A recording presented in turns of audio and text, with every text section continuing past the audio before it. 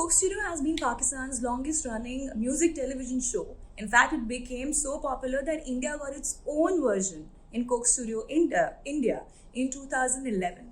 And 10 years later, Coke has finally decided to rebrand it as Coke Studio Bharat. And we have with us Arnab Roy, Head of Marketing and Vice President of Coca-Cola India and Southwest Asia, who's going to tell us why. So, Arnab, tell us why have you decided to rechristen Coke Studio India into Coke Studio Bharat? So 2 points you mentioned about Coke Studio India. We have been dormant for 8 years. Coke Studio had to come back again. I think it is impossible with the musical talent that's exploding across India that we're going to be sitting on the side and saying that, okay, let's see another year. Mm-hmm. We actually launched Coke Studio Bangla last year. It was based in Bangladesh, and the kind of learnings we had were phenomenal. We had artists obviously mainly in Bangladesh, but also from India actually being a part of that. And a lot of things are altering in music in this South Asia region.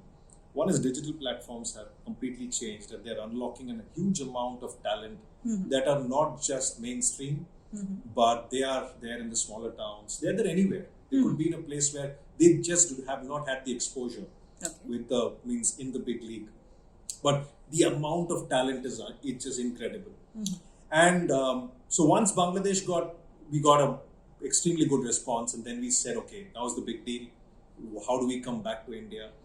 And the same, I think, 2 or 3 insights. If you had to come back, one, what's going to be what could we do new? And I think for me, when we started the discussions, the new thing would be go to the hinterland in India, go to the tier 2, tier 3 cities. Let's see what is the music, is on offer there. What's the historical music on offer there? And we were shocked and stunned because we started to see kind of hip hop bands out there in smaller towns in India. These songs could be playing in the Radio City channels of New York or wherever, right? That's their appeal. And I think that's where India is going to be going. In the next 10 to 20 years, I feel, is going to be Bharat's, which is not going to come. The cultural revolution in India is not going to come from a Bandra in Bombay. But it's going to come from a very, very different and more confident tier 2, tier 3 India.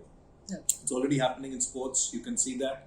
It's happening in kind of movies, food. And I think it's the time for music right now, where I think majority of India is getting unlocked and they're going to rise up. You, I think, also using a very democratized medium, I think digital, as opposed to what it was on earlier, MTV. Give us a little more idea about why you're using digital. Very simple, based on sheer facts. Largest market for YouTube music in the world is India. Fastest growing market for YouTube music is India. The gap between the first and the second, which is Brazil, I think is massive.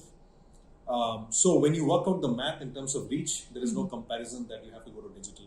When you look at our audience, whom we are trying to target, at least as a brand TG, it's going to be increasingly digital first.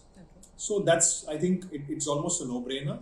I think the pace at which you can, the music you release can be scaled up and shared across. I don't think there is any other media. World was not like this when we had the first partnership with MTV. Broadcast was important at that point in time. Times have changed and it's evolved, and we will see. So that's mainly the reason. And one very interesting thing was, I was growing up when, in 2011, I was an avid follower of Coke Studio.